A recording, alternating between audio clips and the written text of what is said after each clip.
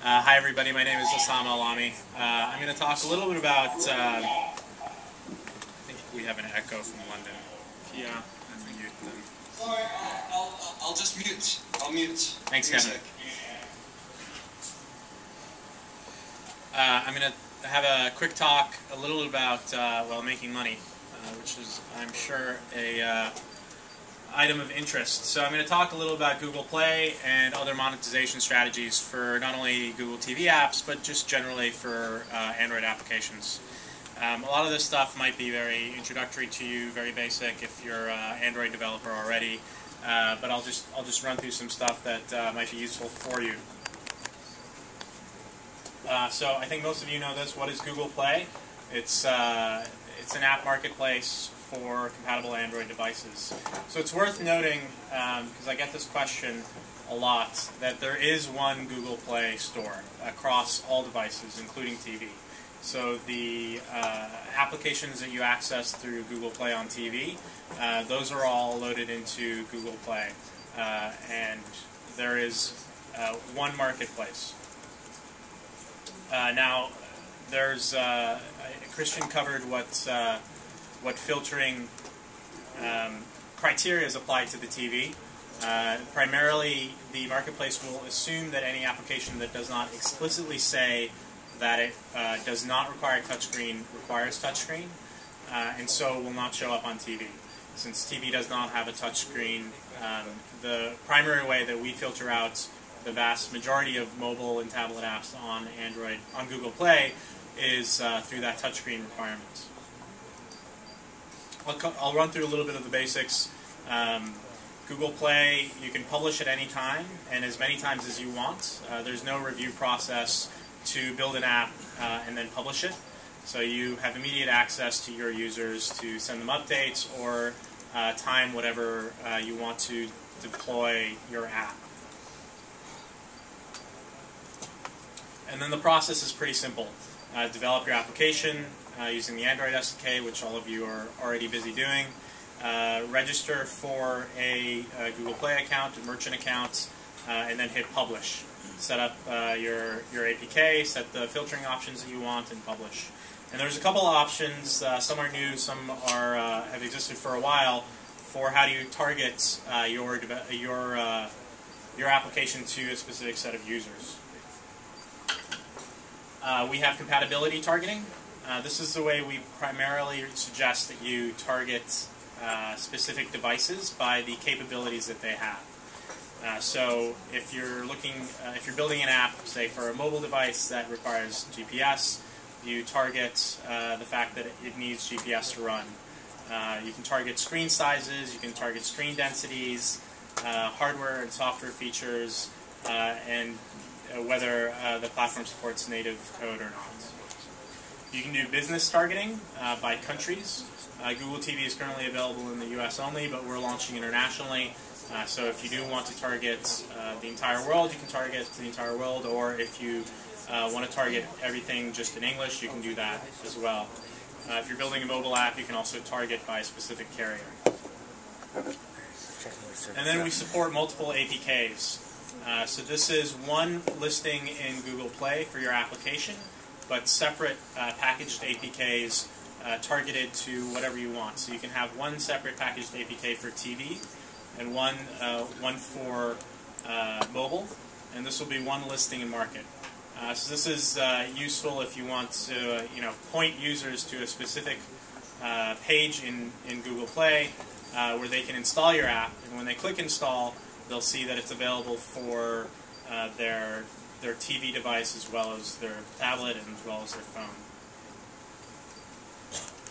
And then you can actually restrict the application to a certain set of devices. So you can exclude specific devices that you don't want the application to be available on. We generally don't recommend you use this unless you have a specifically good reason to. Capability targeting should take care of making sure that the app is only available to devices that can run it. And then Android Market does provide you a lot of detailed stats about where your app is being downloaded from, and the types of the versions of the platform that the app is running on. But if you want more detailed stats, we do recommend that you run some sort of analytics package on your application so that you can learn a little bit about what your users are doing and how you can improve your application.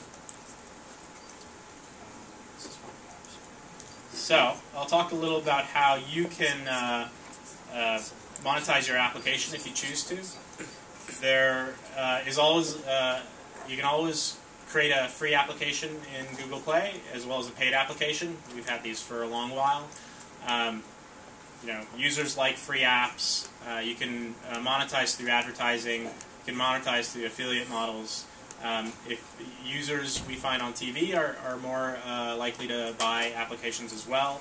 So if you price it right and you market it correctly, you can also be very successful with paid applications. What we found worked very well is this sort of freemium model, where a user will download the application for free, and then you can unlock additional functionality or unlock additional content through in-app purchasing. Which moves me to in-app purchasing. So there are two types of ways that you can sort of make available items for purchasing through in-app purchases on Google Play. There's the virtual good model, what we call managed items, and the consumable model, what we call unmanaged items. Managed items are, like your application, a SKU in Google Play. They can only be purchased once.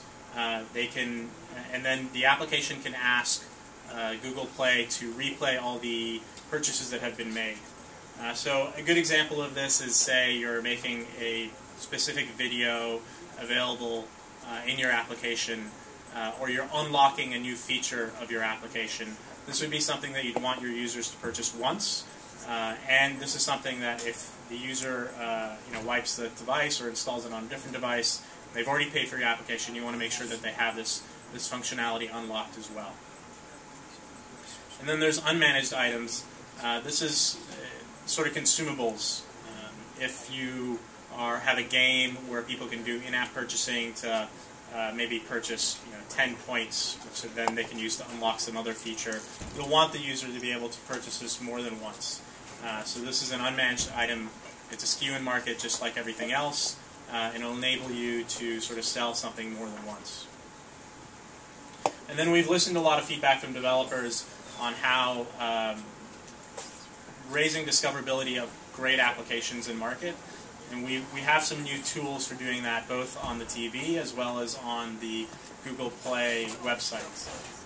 We have new sections, you'll notice, like staff picks, editor's choices. We have badges for top developers. We have new trending lists.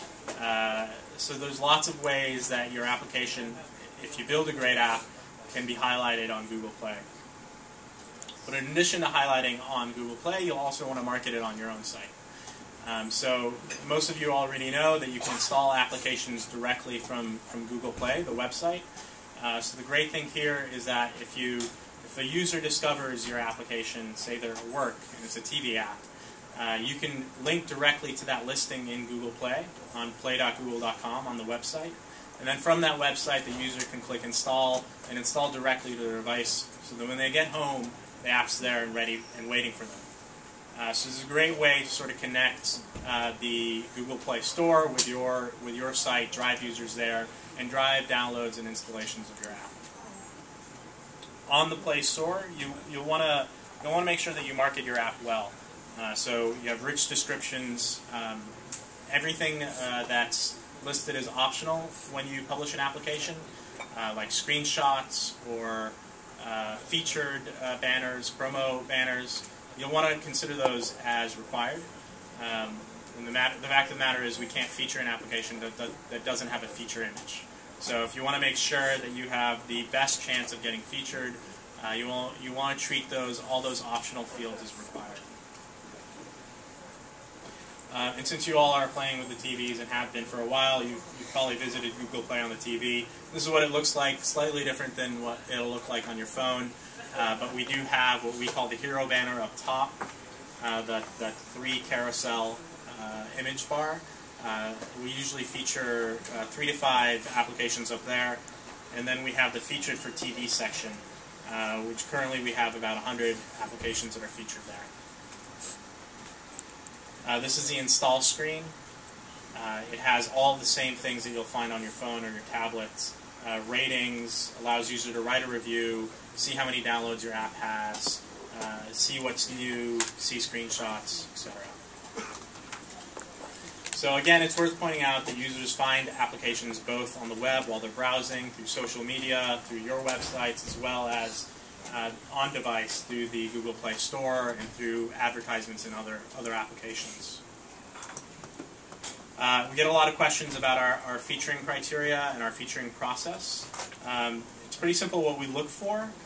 We look for fit and polish, user appeal, stability, performance, ranking, seasonability. Basically, we're looking for great applications.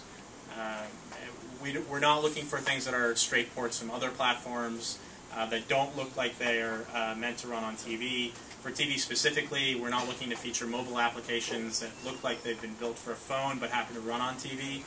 We really want to make sure that we feature applications that users love. So the one way of highlighting your app is getting featured. The other way is through the browse section. And that's all algorithmic ranking. There's a couple of things that feed into ranking. There's actually lots and lots of signals that feed into ranking, but a couple of things to consider are what the ratings are, how many installs are, how many active users, those sorts of things. Basically, the best way to improve your ranking is to build a great app. Market the app, make it easy to rate, provide updates. Don't launch an app that will crash. So don't launch prematurely. It's good to launch and reach users when you're ready, but if your app is really unstable, if you launch, you're going to get bad reviews, and it could be tough to recover from that. So this is covered very quickly, purchasing and promoting your application through Google Play, but you can also obviously run advertisements in your app. You're free to use any advertising network you like. You're free to run your own house ads. Advertising is completely up to you. As most Android developers know, there's lots of SDKs from various advertising networks on that run on Android that allow you to display ads easily from there. A lot of flexible formats. They're pretty easy to implement. Here's some example formats you'll find from, say, AdMob. I will say the one caveat is that TV devices are pretty new, and a lot of advertising networks don't have great ads that work well on TV. So while they may have some video interstitials, it'll probably be pretty low res, stuff that's meant to be shown on a phone, maybe if you're lucky on a tablet. So I think that problem is improving, but if you're looking to monetize through advertising, there isn't. I don't have a great recommendation for that right now. You can always run the standard mobile stuff. We're still looking to improve, and we're looking to some advertising networks and working with them to bring more useful, relevant ads to TV users. So that was very quick, but I'll take any questions on monetization, advertising. Yeah? What's the top developer badge? Sorry, the what? It was a top developer badge. Who used that? So the top developer badge, I believe, I don't know the specifics to it. The Android team gives it out to developers that I believe have published several successful apps. Yeah? So, talk a bit about the in-app purchases. Specifically, can an app developer use that for essentially making use of a paywall for video content? So the question is, can an app developer use in-app purchasing for paywall or subscription content? Is that right? So we don't currently support subscription purchasing. Yeah. You can't do a back-end call to charge again. You'd have to walk the user through the purchase flow, say, every month. That is a top feature request from developer subscription purchases, and it is something we're working on, but it's not available now. And then you guys pay out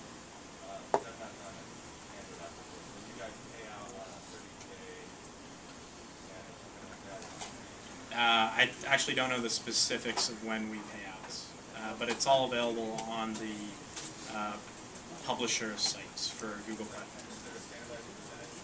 Yeah, the standard percentage is 70-30, so 70 to the developer.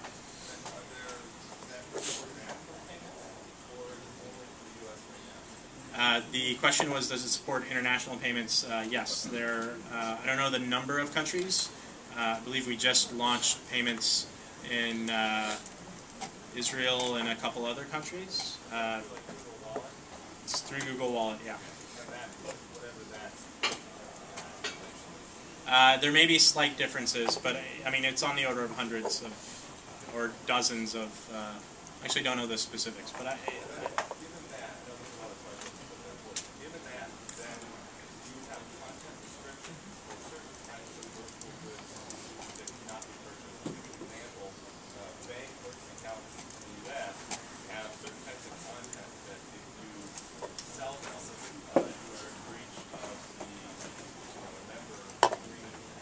sure. Obviously, illegal content would be one example of this, but is there additional restrictions on this illegal content?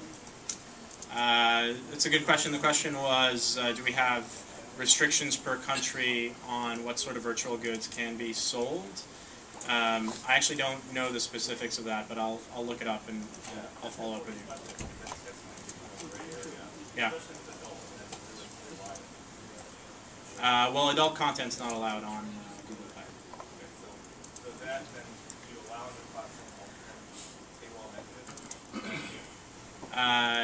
So typically the distinction is if you're only creating a application, an Android application, and you're only unlocking content through Android, then you must use Google Play to collect payments.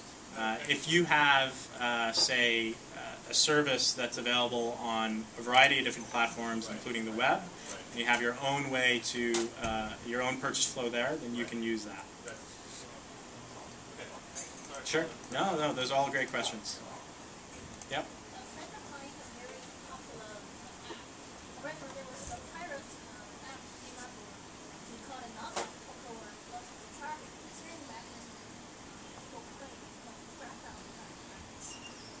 So the question was about knockoff applications. I'll follow up with you. I believe there is a way to escalate clear copyright violation issues through Google Play. Yeah.